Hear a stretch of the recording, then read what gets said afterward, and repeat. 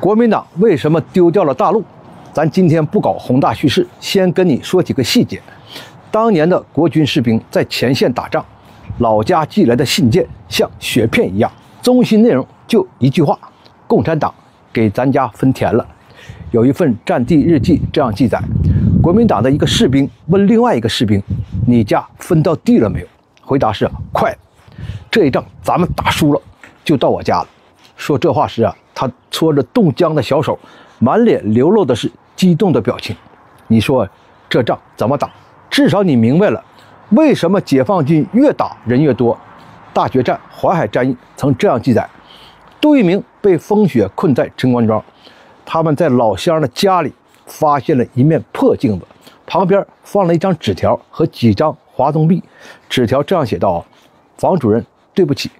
我因打墙洞心急，机枪碰坏了你梳妆台上的镜子，现特按价赔偿，请原谅。落款是2团8连战士朱胜明。那一刻，一众国民党军官都沉默了。淮海战役60万解放军背后，有500万山东老乡在支援前线，他们的小推车有时候行程达1000里。国军12兵团司令黄维被俘，他被押往后方途中，他惊讶地看到整挂的犒劳解放军的猪肉大车，各个村庄车水马龙。而在几天前，他率领的12万大军刚好也路过此地。当时家家户户门窗紧闭，绵延数十里是死寂无人的村庄。黄维也仰天长叹：人心向背，无力回天。实际解放军不仅仅打败了蒋介石，还顺道帮他收拾了多少烂摊子。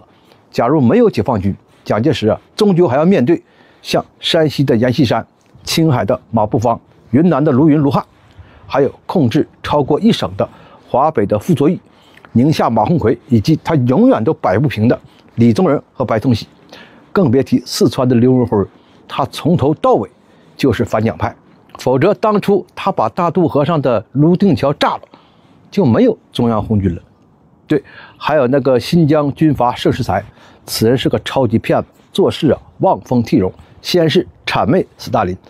然后呢再和我党志同道合，看到德军打到了斯大林格勒城下，马上举起屠刀砍向了那些曾经志同道合的人。随后向蒋介石表忠心，后来发现斯大林活了过来，苏联既然熬过了那个冬天，又再次给斯大林写信，要把新疆划为苏联的一个加盟共和国。就这种货色留给他蒋介石，你能指望他收复新疆，一统华夏版图？从历史上看康熙亲征准噶尔叛乱到左宗棠西出阳关，历届中国政府从来没有真正统一过、控制过新疆，只有解放军做到了。解放军用3年打败的不只是蒋介石，这支横扫天下的大军征服了神州大地上的所有军阀，还顺道解决了长江上的英国军舰紫石英号、东交民巷的各国驻军、青岛的美国基地、英国人参与管理的中国海关，废除了一切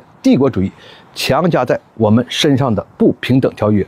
又通过一场抗美援朝的战争亮剑世界，使苏联不得不乖乖的还给我们大连和旅顺，还有西藏这个成吉思汗都要摇摆的圣地。